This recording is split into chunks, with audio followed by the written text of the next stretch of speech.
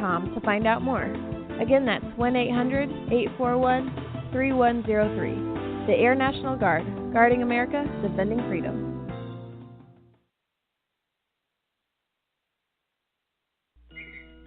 It's double trouble, double the fun at African Safari Wildlife Park in Port Clinton, Ohio. See the largest antelope on Earth, the giant eland, and the ugliest creature on Earth, the African warthog. There's so much to see and do, including the Midwest's only drive-through safari. Feed the animals, see live educational shows, feel the excitement. Have your picture taken with a python or cockatoo. Feel the adventure. Shop the Symbol Lodge gift shop with items available from around the globe. Visit the snack bar or picnic facilities. Enjoy a pony or camel ride. Or cheer your favorite porker on to victory in the famous Pork Chop Down. Bring your family to see the rare and exotic animals at African Safari Wildlife Park in Port Clinton, Ohio. Just take Route 2 to the Route 53 North exit and follow the sign. Only 17 miles west of Cedar Point via Route 6. Open every day, rain or shine. When you don't go to geico.com, car insurance can be confusing. Like Swedish techno confusing. Bark, bark, meow, meow. Dance with me, purple cow. Bark, bark, meow, meow. Ooh, you lovely cow. Geico makes it easy. With 24/7 access, all you have to do is go to geico.com and you can save money on car insurance. It just makes sense. Unlike, Dance with me, purple cow. I like your moves. When you don't go to geico.com, car insurance can be hard. Like early 90s heavy metal hard. I'm yelling and screaming and I'm loud. Roar. Geico makes it easy. You can review and update your policy or report a claim on geico.com or the Geico mobile app. Because shouldn't we all have a little less stress in our lives? I'm not even upset about anything.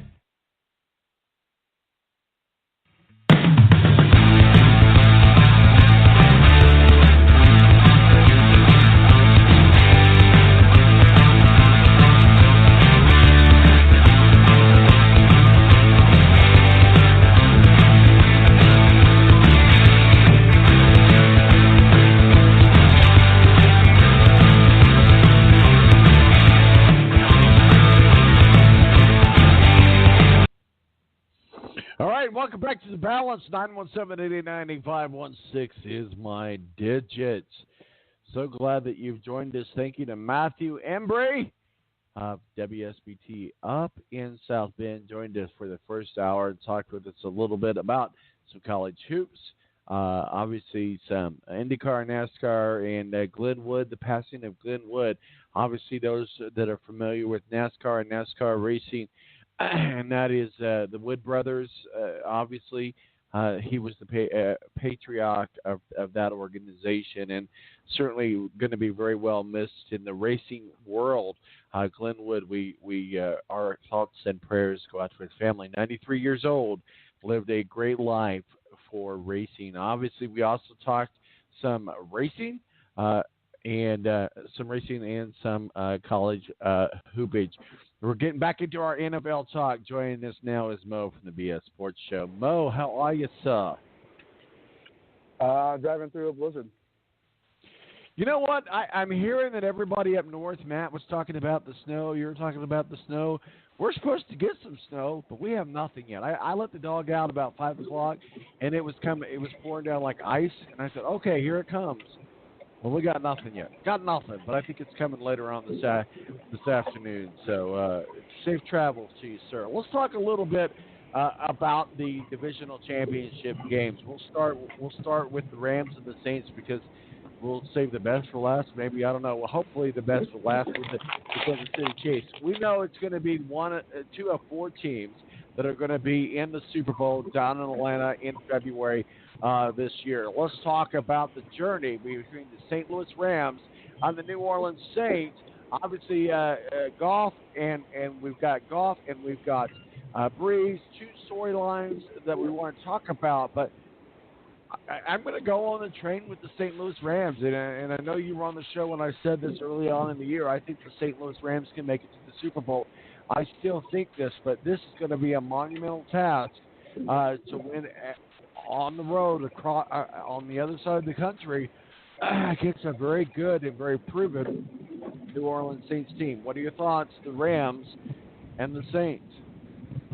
Well, it's funny because you still do the same thing that I do with the Chargers. I still refer to them as the San Diego Chargers all the time. And did I just say St. Louis again? Oh, my God. I did that earlier. Yeah. The Los Angeles, they're 3 years in. I know. So shoot me. The Los I Angeles still do it Rams. San Diego. I am nonstop. so sorry. No, every weekend this year I call them the San Diego Chargers. So I get it, man. The moving around. I mean, the Rams, it makes a little sense, but San Diego, I mean, there are going to be the San Diego Superchargers to me. But, they played earlier this season, these two teams, and Jared Goff and Drew Brees is a good matchup.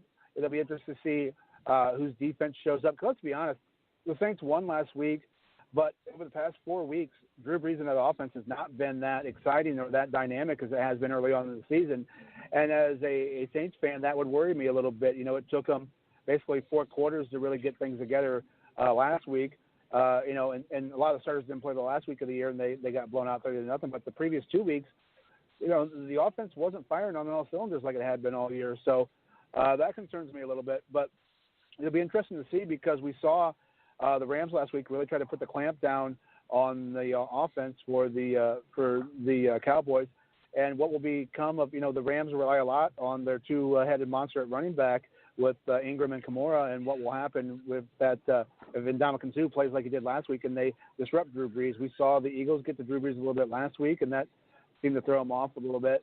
But what's interesting to me in this matchup is you have two coaches that really like to gamble and aren't afraid to go for the fake punt or do some trickery.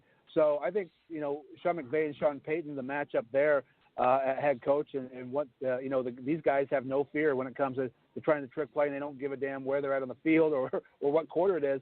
They're willing to bust it out if they have to. And to me, that's going to be the real fun element of the game. I think is who's going to pull out the most trick plays and who has success and who fails. Well, I'll tell you what, we'll see who has success and who fails. But both teams have had success over the years. Over the season, the Los Angeles Rams, I'm going to say that very slowly so that we get it. They started off the season just checking off boxes. And they checked off enough boxes, and then they kind of hit that roller coaster ride down their back up. But let's talk a little bit about the Rams. What has made them so good? Is it Goff? I mean, what is it that has made them so good from the beginning of the year? When we started at the beginning of the year, myself included, saying that they're a Super Bowl contender. Why is that? What is it about the Rams that make them so special in 2019? Well, I think a lot of it is honestly Todd Gurley, who was just fantastic. He got hurt at the end of the year, missed a few games, but Todd Gurley opened up. When you have a great running game like that, it opens up so much more for your passing game because you have to focus so much on Todd Gurley. So I think Todd Gurley is the key to that. We saw some of the ups and downs, as you mentioned. They had a lot of injuries on defense and in the secondary especially. So they seem that they're a lot more healthy now when it comes to the defense. And now C.J. Anderson has become. Who remembers C.J. Anderson? Yep, he's become. They've got their own two-headed monster now, and they're running the attack. So they're able to do a little bit more with packages, and it'll be fun to see if they run some packages with both Gurley and Anderson in it today as well. But I think Todd Gurley has been the key all season long for the. I almost called them the St. Louis Rams now, for the Los Angeles Rams. And you said today too they don't play till tomorrow, so we're both guilty of just what is going on? What is going on? Let's talk about the New Orleans Saints. Drew Brees, obviously, if Patrick Mahomes does the MVP, Drew Brees. Drew Brees has always been there, and the Saints have always been there. And let's not discount the Saints. I think all the national media say the Saints are going to the Super Bowl. Let's talk about the journey about the New Orleans Saints. They have just had an incredible season. And unless you're a Saints fan or unless you live in the South, you may have missed a lot of their season.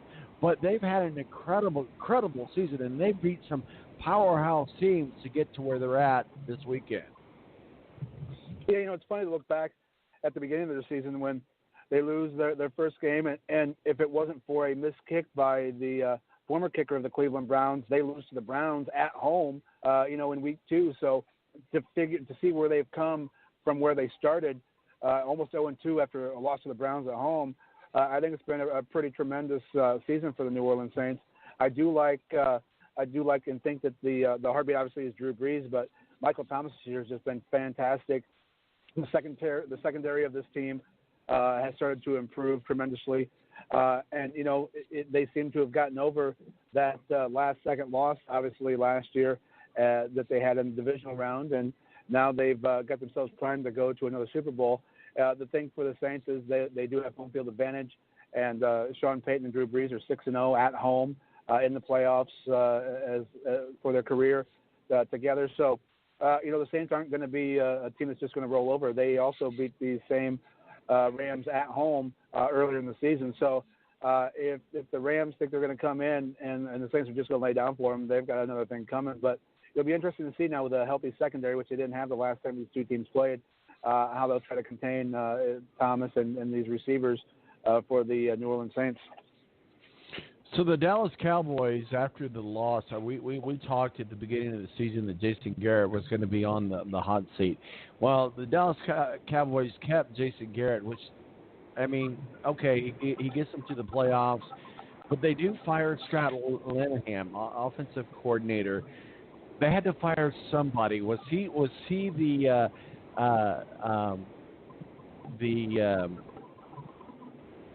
what's my word? I forget. The scapegoat. Yeah, that's the word I'm looking for. Was he the scapegoat?